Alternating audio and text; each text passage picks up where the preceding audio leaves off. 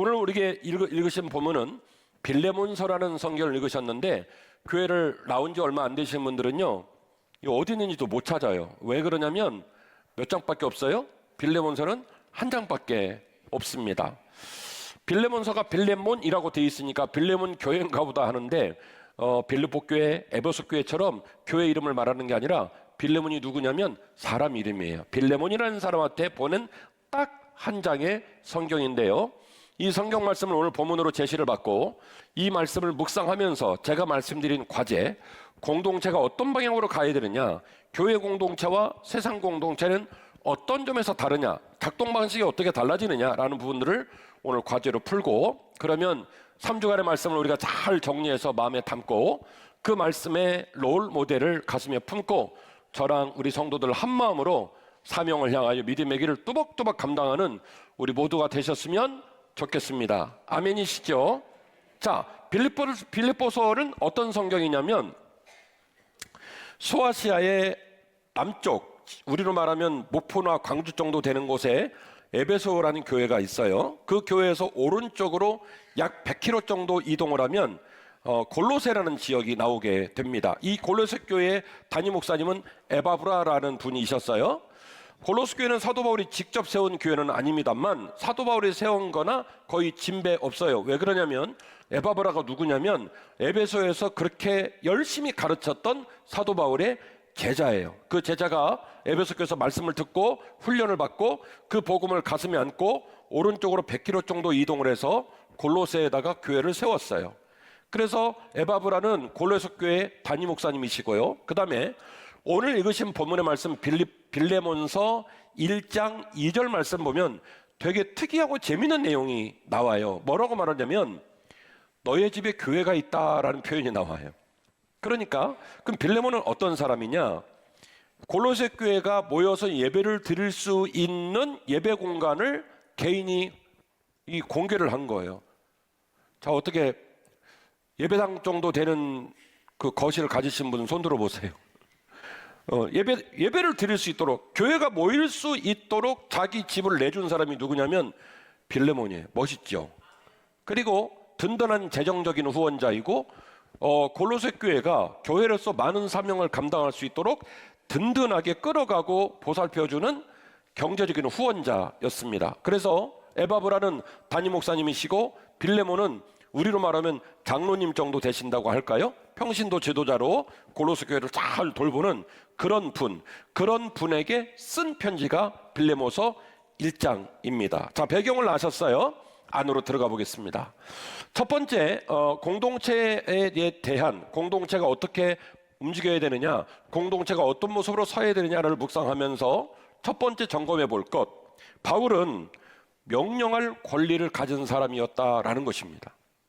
놀랍게도 바울은 명령할 권한을 가진 사람이었습니다. 오늘 빌레몬서 1장 8절에 이런 본문이 나옵니다. 이러므로 내가 그리스도 안에서 아주 담대하게 내가 마땅한 일로 너에게 뭐를 할 수 있다고요? 명령을 할 수 있다.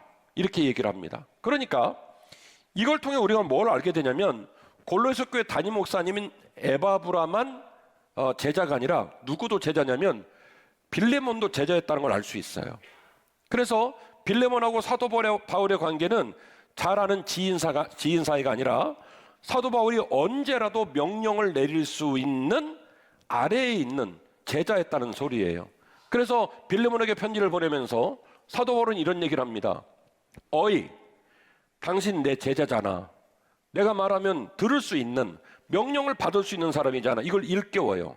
나하고 당신은 친구 사이가 아니라 스승과 제자 사이이지 않냐. 내가 명령을 내리면 당신이 명령을 받을 위치에 있지 않냐라는 사실을 한번 짚습니다. 8절에서 딱 짚고요. 그리고 나서 이제 놀라운 얘기가 이제 이어지게 되거든요.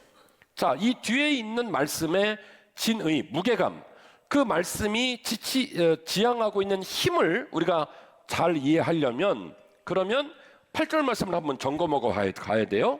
8절 말씀이 뭐냐면 나하고 당신 사이는 명령을 내리고 그 명령을 수행해야 될 사이다라는 사실을 정리를 합니다. 바울은 빌레몬에게 하시라도 명령을 내릴 수 있는 윗사람, 스승님이었다는 것이죠. 그런데요, 그 스승님이, 그 윗사람이 아랫사람에게, 제자에게 이상한 얘기를 합니다. 그래서 우리는 이걸 통해서 사도 바울의 리더십을 우리가 깨닫게 돼요. 그리고 그 사도 바울의 리더십을 통해서 교회 안에서 우리가 리더십을 어떻게 활용하는 게 좋겠구나라는 롤 모델을 만나게 되는데, 뭐였냐면 명령 대신에 사랑으로 간구했다는 거예요. 명령 대신에 사랑으로 간구했다는 겁니다. 자, 8절 말씀에 정확하게 한번 짚습니다. 나하고 당신 사이에는 내가 명령을 내리면 당신이 명령을 수행할 사이라는 것을 당신이 알지 않냐라고 한번 딱 짚고 나서 9절에 어떻게 본문이 이어지냐면 이렇게 써 있습니다. 그러나 도리어 사랑으로서 간구하노라. 나이가 많은 나 바울은 지금 또 예수 그리스도를 위하여 심지어 갇힌 자가 되어 있다. 갇힌 중에 낳은 아들 오네시모를 위하여 너에게 간구한다. 간구한다는 말이 두 번이나 나오는데, 쉬운 말로 바꿔서 말씀드리면 사정한다, 부탁한다, 이 얘기를 하는 겁니다. 나는 지금 이제 당신의 스승이긴 맞으나, 당신을 끌어가는 리더이긴 맞으나, 나는 이제 나이가 많은 노사도가 되었으니 이제부터는 내 가르침을 가슴에 품고 당신이 좀 나처럼 일해야 될 때가 된 것 같다라고 자기를 한껏 낮추고요. 심지어 뭐라고 말하냐면, 심지어 나는 또 감옥에 갇혀 있는 상태다. 그래서 자기가 이 모든 일을 행함에 있어서 권한이 없다는 것을 얘기해요. 내가 당신에게 이런 얘기를 하지만 당신이 벤치를 놓고 거절을 하고 저항을 하고 그런다 할지라도 나는 이래라 저래라 할 수 있는 상황이 아니다라는 사실을 이야기해요. 그래서 표현을 뭐라고 바꾸냐면 명령할 수 있으나 당신에게 뭐한다? 간구한다, 부탁하고 사정한다, 이렇게 이야기를 하고 있는 것이죠. 뿐만 아니라 14절에 이런 얘기까지 기록을 해놨습니다. 다만 너의 승낙이 없이는 내가 아무것도 하기를 원하지 아니하노니 이는 너의 선한 일이 억지같이 되지 아니하고 자의로 되게 하려 함이라. 여러분, 이 문장 한번 좀 같이 보실까요? 이 본문의 내용을 보시니까 어떻게 해도 되고 안 해도 되고 네 맘대로 해라 이런 말입니까? 꼭 했으면 좋겠다는 말입니까? 아이고, 우리 교인들은 똑똑해요. 예. 꼭 했으면 좋겠다는 거예요. 근데 말을 너무 예쁘게 하셨어요. 다만 너의 승낙이 없이는 내가 아무것도 하지 않기를 원한다. 그러니까 권한을 누구한테 옮겨요? 빌레몬에게 옮기는 거예요. 내가 결정 안 내릴게, 당신이 하세요. 그런데 다만 한 가지 내가 할 말이 있는데, 이걸 내가 당신에게 억지로 시키지 않아도 당신이 아이고 당연히 그 일은 해드려야지, 제가 할게요 라고 할 거라고 나는 굳게 믿는다. 충분히 그 사람을 존중해주고 충분히 그 사람의 입장을 고려해서 따뜻하게 말을 하지만, 그러나 내가 지금 오래간만에 편지까지 써가지고 당신한테 요청하는 이 요청사항이 얼마나 유중한 사항인지 웬만하면 꼭 좀 들어주소, 이렇게 좀 해주소 하는 간절한 마음으로 편지를 써 보냈다라고 하는 것이죠. 바울은 빌레몬의 승낙을 기다립니다. 강제로 끌어낼 수 있습니다. 얼마든지 강제로 답을 낼 수 있습니다. 그러나 그런 복종을 원하지 않아요. 그래서 바울은 자기의 따뜻한 권위를 드러내서 그 권위를 통해서 정말로 그 따뜻한 만큼 따뜻한 반응으로 자발적으로 이 일이 수행될 수 있기를 원하는 모습으로 멋진 리더십의 샘플을 우리에게 오늘 보여주고 있습니다. 16절 말씀에 이런 내용이 나옵니다. 이후로는 종과 같이 대하지 아니하고 종 이상으로 곧 사랑받는 형제로 둘째라. 내게 특별히 그러하거든 하물며 육신과 주 안에서 상관된 내게랴, 이렇게 얘기를 합니다. 16절을 보시면 여러분이 뭘 깨달을 수 있어요? 사도 바울이 당시 사회에 아주 일반적으로 존재하고 있던 사회적인 약속, 왕이 있고 군주가 있고 양민이 있고, 양민의 집 안에는 뭐가 있었다고요?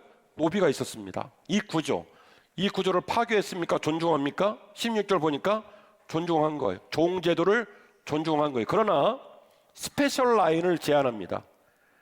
지금 이 오네시모가 당신 집으로 돌아가면 원래 종이었던 사람 사이에 이제 협업이 깨지게 되는 거예요. 종으로 나갔다가 종이 돌아와요. 제 이전 설교도 말씀을 드렸지만 초대교회 시대의 종은요, 사람이 아니라 물건이에요. 그래서 종이 도망가잖아요. 그러면 추노. 예, 도망간 종이 밝혀지면 그 원주인을 만나지 않고라도 양민들이 그를 길에서 때려 죽여도 될 정도로 종의 신분이 열악했어요. 그런 종이 집으로 돌아가요. 그러면 살러 가는 거예요, 죽으러 가는 거예요? 예, 살아있으나 죽은 목숨이나 진비 없죠? 죽으러 간다고 봐야 돼요. 그리고 산다 한들 원래 그 집에서 같은 신분으로 있으면서 그 집을 탈출하자는 많은 종들이 있기에 그 빌레몬이라는 사람은 그 자기의 집을 평안하게 안정시키는 데 있어서 매우 위협적인 요인이 발생을 한 거예요. 받아들이기 쉽지 않아요. 그 어려운 상황을 사도 바울이 부탁하고 있는 거예요. 빌레몬 집에 다른 종이 없다면 모를까? 이제 서열이 엉망진창이 되죠. 그래서 뭐라고 말합니까? 이 사람은 여전히 당신의 종이 맞다. 그러나 종과 같이 여기지 말고 누구처럼 대해줘라? 친구처럼 대해주라고 스페셜 라인을 요구하게 되는 것이죠. 결국에 빌레몬서가 노예제도를 정면으로 폐지하라고 외치고 있지 않다는 거예요. 당시 사회 구조에서 약속된 그 구조의 질서를 그대로 수용하면서도 사도 바울은 빌레몬에게 그러나 오네시모가 그 어려운 시간을 견디며 나와 함께 훈련받고 이제는 복음 전도자가 되었으니 그가 돌아가서 그 땅에 주의 복음을 마음껏 증가하는 동역자가 될 수 있도록 그에게 배려해서 그가 비록 여전히 못이지만 종이지만 종처럼 대하지 말고 친구처럼 대해주라고 말을 하고 있더라는 것이죠. 우리는 여기서 놀라운 사실을 깨닫게 됩니다. 참된 리더는 아랫사람의 빚을 자기 등에 짊어진다는 거예요. 참된 리더는 아랫사람의 빚을 자기 등에 짊어집니다. 17절. 그러므로 내가 나를 동역자로 알진대 그를 영접하기를 나를 영접하듯 하고 그가 만일 너에게 불의를 하였거나 내게 빚진 것이 있으면 그것을 내 앞으로 계산하라. 내용증명서 보내라. 계산서 보내라. 나 바울이 친필로 쓰노니 내가 갚으려니와 내가 이외에 내 자신에게 내게 빚진 것은 내가 말하지 아니하노라. 스승님이신 바울과 빌레몬 사이에 어떤 역학관계적인 빚이 있었던 것 같아요. 빌레몬이 신세를 지고 그 옛날에 빌레몬과 함께 관계를 맺으면서 도움을 받고 힘을 받았던 은혜를 입었던 일들이 있었던 것 같아요. 그런데 바울은 이런 말을 합니다. 내가 치졸하게 옛날에 당신 나한테 빚 있잖아 이런 얘기 안 할게.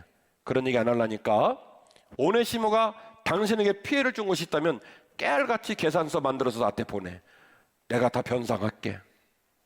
이거는요 리더로서 굉장히 나이스한 모습이에요. 왜냐하면 지금 빌레몬은 스승님이 편지를 보냈기 때문에 그 편지를 안 받아들일 수가 없습니다. 웬만해서는. 그런데 그것에 따른 상황이 몹시도 난감합니다. 종이 주인의 집을 뛰쳐나갔습니다. 얼마나 피해를 많이 받겠습니까?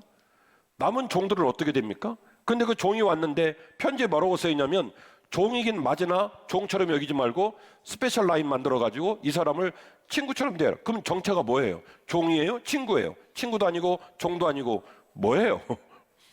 상황이 어려워지잖아요. 이 복잡한 일들을 빌레몬이 온전히 감당을 해야 돼요. 쉬운 얘기 아니에요. 빌레몬 집에도 질서가 있잖아요. 빌레몬 집에도 다른 종들이 있잖아요. 빌레몬 집을 온전하게 끌고 가는 최고 리더인 빌레몬은 마음이 어떻겠습니까? 얼마나 유력하고 돈이 많으면 자기 집에다가 예배당을 마련했겠어요? 잘 나가는 사람입니다. 그런데 그가 이 상황을 받아들이려니 얼마나 힘이 들겠습니까? 그 짐 일부를 사도 바울이 나눠 가져요. 뭐라고 말합니까? 이 일로 당신이 피해를 본 것이 있다면 깨알같이 전부 다 계산서 써서 나한테 보내. 내가 다 변상할게. 이렇게 이야기를 하는 것이죠. 저는요 비교적 젊은 나이부터 목회를 했습니다. 현재 29년 목회를 했고 올해 채우면 30년입니다. 당연히 저에게는 평생 동안 리더라는 수식어가 항상 저를 따라다녔어요. 그리고 저는 지금 이 순간에도 제가 어떤 리더로 사는 게 좋은 걸까 고민이 참 많아요. 성도를 섬길 때 물질을 쓰고 마음을 쓰고 낮은 자의 모습으로, 그리고 제가 믿은 신념은 사랑을 나누고 눈물을 나누고 진심을 나누면 성도가 변하고 성도가 성숙해지고, 그리고 언젠가 돌봄을 받는 자리에서 함께 협력하고 또 하나님께 마음껏 쓰임받는 동역자가 될 거라는 기대를 가지고 29년 목회를 해왔습니다. 그런데 그 일들로 오히려 상처를 많이 받고, 그리고 그 일이 제가 관측한 만한 결과를 맺지 못하고 10년이 가고 20년이 가도 그 모양 그 모습으로 바뀌지 않는 좌절적인 모습도 많이 만나게 됩니다. 그럼에도 불구하고 아직까지는 저에게 저항이 있습니다. 뭐로 가도 서울만 가면 되고, 꽝 잡는 게 매고 법보다는 주먹이 빠르다 라고 하는 세속적 원리에 무너지지 말아야지, 그런 모습으로 목회하지 말아야지, 항상 제 안에 저항이 있어요. 지금도 저는 궁금합니다.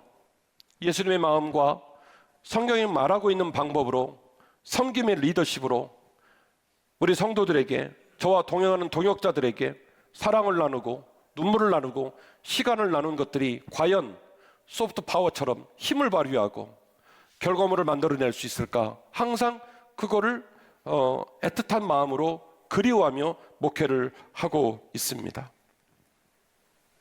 도망쳐서 목숨이 경각지에 놀린 노예 오네시모, 종이 도망쳐 물질적 환경적으로 많은 손해를 본 빌레몬, 어떻게 보면 도저히 풀 수 없는 난제를 풀겠다고 결심한 바울은 그 문제만큼의 무게를 손수 자신의 등에 짊어집니다.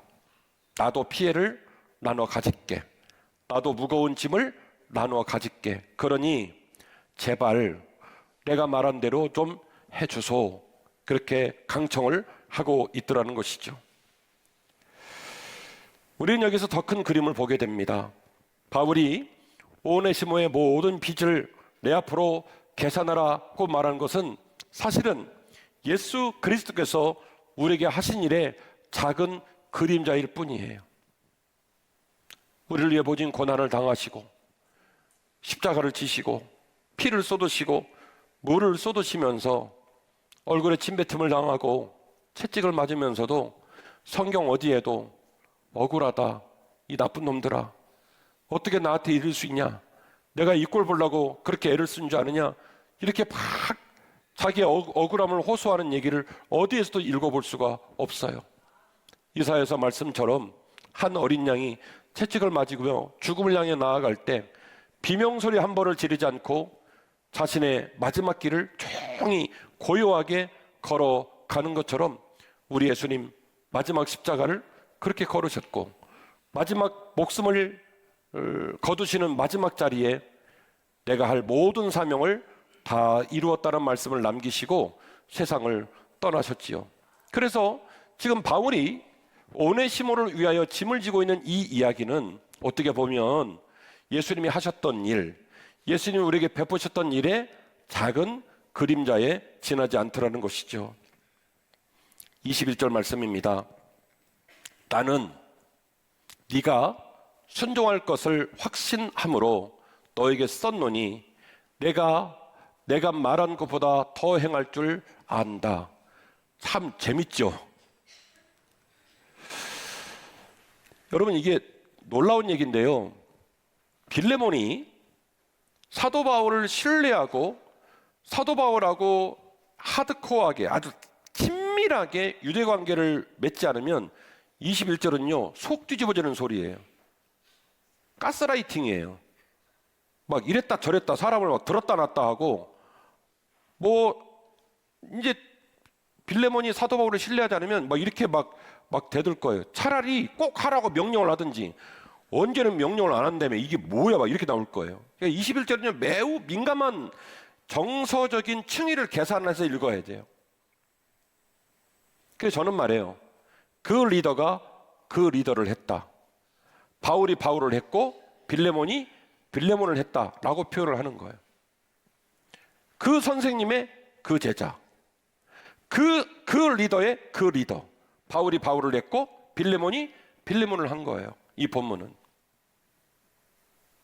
굉장히 난감하고 무겁고 어려운 말입니다. 이 말을 받아들일 마음이 없잖아요. 충이가 딱 온도가 떨어지잖아요. 그러면 21절 말씀은요, 가스라이팅이에요. 굉장히 언짢은 얘기예요. 차라리 하라고 명령을 하든지, 명령을 안 한다며요. 근데 21절에 뭐라고 표현하냐면, 나는 너가 순종할 거라고 확실하게 믿고 있다. 내가 너에게 썼노니 네가 내게 말한 것보다 더 행할 줄 안다. 나 이거 끙끙하려며 편지를 썼는데 실은 이 편지 받고 나면 내가 말한 것보다 훨씬 더 나이스하게, 멋있게, 더 따뜻하게 이 문제를 수습할 거라고 나는 믿고 있다. 둘 중에 하나예요. 바울이 너무 나쁜 사람이라 빌레몬에게 가스라이팅을 하고 있든지, 아니면 바울이 그만큼 빌레몬을 믿고 신뢰하고 있다는 거예요. 여기서 우리는 놀라운 사실을 깨닫게 됩니다. 리더에게는 반드시 리더의 책임을 담당하는 역량이 중요하다는 거예요. 한 교회는 그 교회 담임 목사님의 역량만큼은 큽니다. 교회가 부흥하고 건실하고 교회로서 기능을 감당하는 모든 일에 총체적 힘이 어디서 나오느냐? 담임 목사로부터 나옵니다. 평신도 지도자인 장로님, 권사님, 안수집사님, 셀장, 구역장 다 마찬가지입니다. 우리에게 직분이 주어지면 그 직분은 연한이 차서 호칭을 부르기가 곤란하니까, 성도님이란 그 아름다운 용어가 있음에도 불구하고 나 언제 집사 따나, 집사 따고 나면 나 언제 권사 따나, 권사 따고 나면 나 언제 장로 따나, 굉장히 세속적인 이야기죠. 교회 직분은 그렇게 논의가 돼서는 안 돼요. 왜 그러냐면 직분에는요, 그 직분에 걸맞는 권한도 있어야 되지만 그 직분은 원래 직분 자체가 무겁기 때문입니다. 그 직분을 맡은 자에게 역량이 있어야 된다는 거예요. 다시 한번 돌아가 볼까요?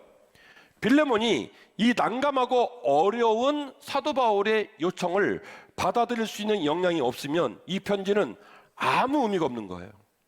근데 문제는 지금 여러분이 남의 얘기지만 이 편지 얘기를 주고받고 있는데 이 편지를 들어보니 수행하기가 쉬워요, 어려워요?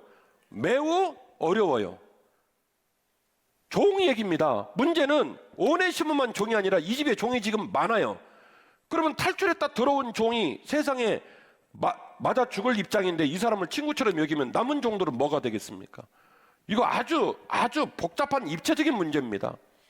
이 복잡한 난제들을 하나씩 풀어가고 이 명령을 받들어야 돼요. 빌레몬이 역량이 없으면 이 편지는요 아무 의미가 없는 편지예요. 그런데 사도 바울 말합니다. 당신이 얼마든지 이 편지를 소화해내고 얼마든지 이 편지를 수행할 거라고 나는 믿는다. 심지어 내가 말한 것보다 더 잘할 줄 믿는다. 너무 멋있죠.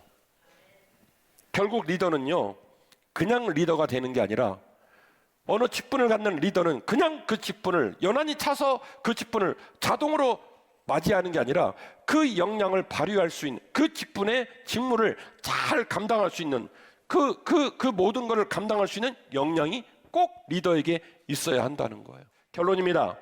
지도자의 권위가 존중이 되는 교회, 공동체의 아픔이 회복과 감사가 되는 교회이어야 합니다. 우리 한빛교회에 이런 리더가 많아지기를 간절히 소원합니다.